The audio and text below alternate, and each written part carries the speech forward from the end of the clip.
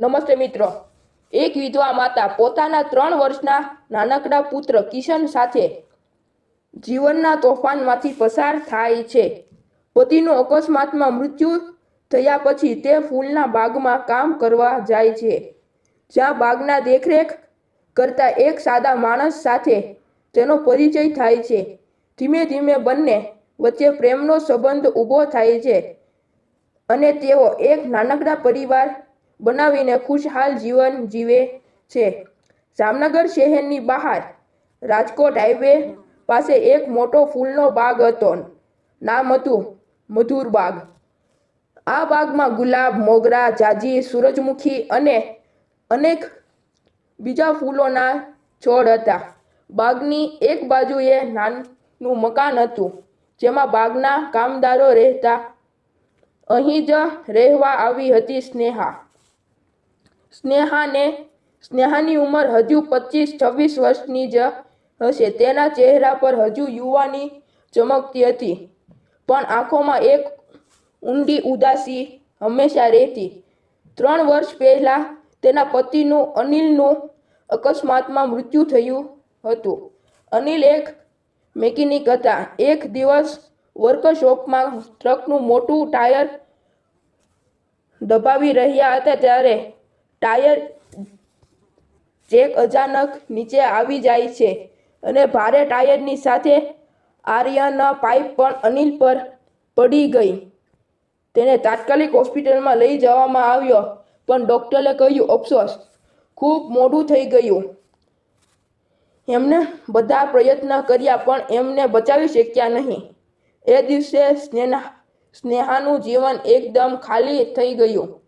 તેમનો નાનો પુત્ર કિશન ત્યારે માત્ર કેટલાક મહિનાનો હતો। આજે કિશન 3 વર્ષનો થઈ ગયો છે। ગોલમટોલ, હંમેશા હસતો બોલતો રહેતો। તેના પિતાની યાદ નથી, પણ સ્નેહા રોજ તેને કહે છે કે બેટા, તારા પપ્પા આકાશમાં તારા માટે જોતા રહે છે। કિશન હસીને પૂછે, પપ્પા ક્યારે આવશે? સ્નેહાનું હૃદય દ્રવી જાય।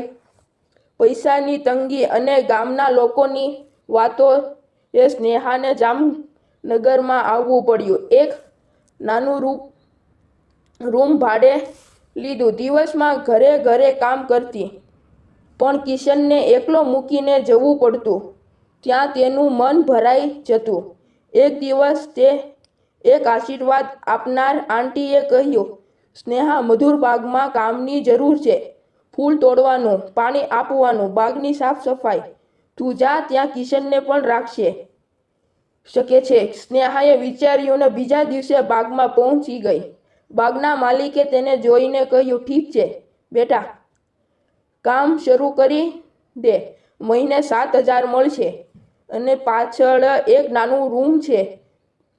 તું અને તારો દીકરો ત્યાં રહી શકે છે। સ્નેહાની આંખોમાં આશા ઝળહળી ઉઠી।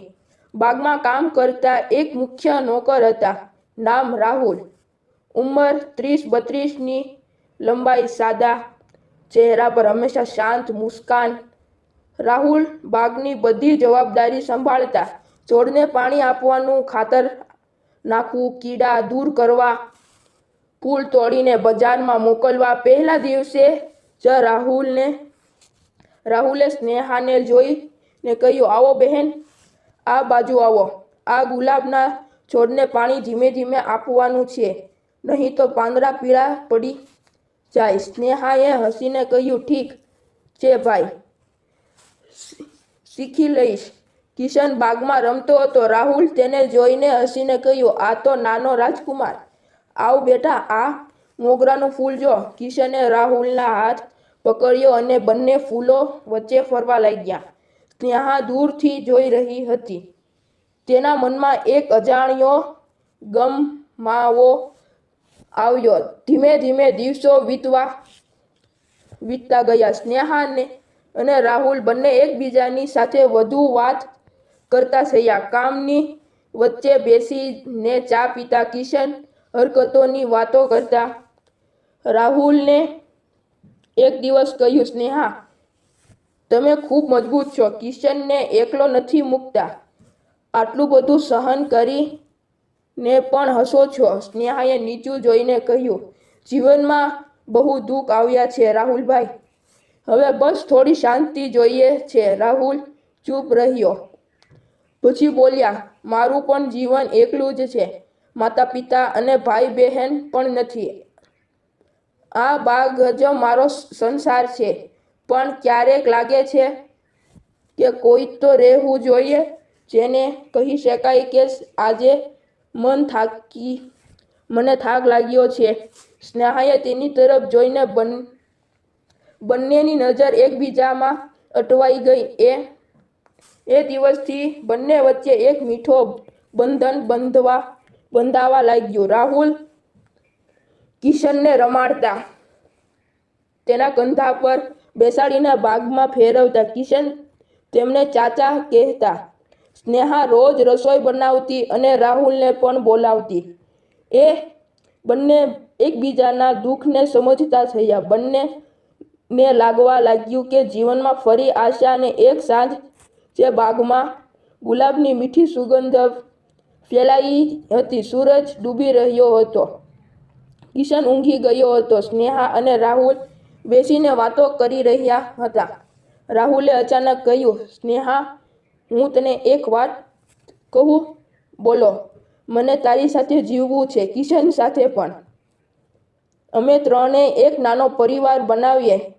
તને ખબર છે કે બહારની દુનિયા ઘણું બોલશે, પણ મારું મન કહે છે કે આ જ સાચું છે. સ્નેહા ચૂપ રહી. તેની આંખોમાં આંસુ આવી ગયા. તેણે કહ્યું, રાહુલ, મને પણ એ જ લાગે છે. પણ કિશનનું ભવિષ્ય? લોકો શું કહેશે? રાહુલે તેનો હાથ પકડ્યો.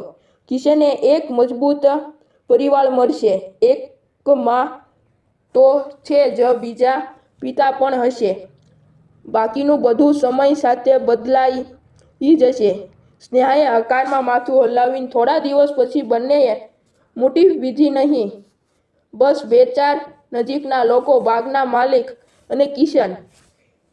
નાના મંદિરમાં બંનેએ એકબીજાને વચન આપ્યા, હંમેશા સાથ રહેવાનું, એકબીજાને સમજવાનું અને કિશનને બંનેનો પ્રેમ આપવાનો. લગ્ન પછી જીવન બધું સુંદર બની ગયું. રાહુલ કિશનને રોજ સવારે શાળામાં મૂકવા આવતા. સ્નેહા બાગમાં કામ કરતી અને ત્રણેય સંભાળતી. સાંજે ત્રણેય બેસીને રમતા, વાતો કરતા. કિશન હવે રાહુલને પપ્પા કહેતો. એક દિવસ કિશને પૂછ્યું, પપ્પા, તમે ક્યારથી અમારી સાથે છો? રાહુલે હસીને કહ્યું, બેટા, હું ત્યારથી જ છું જ્યારથી તારી મમ્મીને ખબર પડી કે તે એકલી નથી. કિશન હસ્યો અને રાહુલને ગળે લાગી ગયો. આજે મધુર બાગમાં ફૂલોની સુગંધ વધુ મીઠી લાગે છે. સ્નેહા અને રાહુલ એકબીજા સાથે હાથમાં હાથ રાખીને બાગમાં ફરે છે. કિશન એમની વચ્ચે દોડતો રહે છે. જીવનમાં આવેલ દુઃખ પછી પણ તેઓ એકબીજાને મજબૂતીથી પકડી રાખ્યા છે. કારણ કે સાચો પ્રેમ એ એવો પવન છે જે તોફાન આભારી પછી પણ શાંતિથી ફૂંકાય છે અને જીવન ફરીથી ખીલાવી દે છે. નોંધ: આ વાર્તા સંપૂર્ણપણે કાલ્પનિક છે અને તેનો હેતુ માત્ર મનોરંજન તેમની થોડી પ્રેરણા આપવાનો છે. વાસ્તવિક જીવનમાં ઘણી વખત પરિસ્થિતિઓ વધુ જટિલ હોય છે, પરંતુ આ વાર્તા દ્વારા એ બતાવવાનો પ્રયત્ન છે કે સમય અને પ્રેમથી જીવન ફરીથી શરૂ કરી શકાય છે. વાર્તા સાંભળવા બદલ મિત્રો તમારો ખૂબ ખૂબ ધન્યવાદ.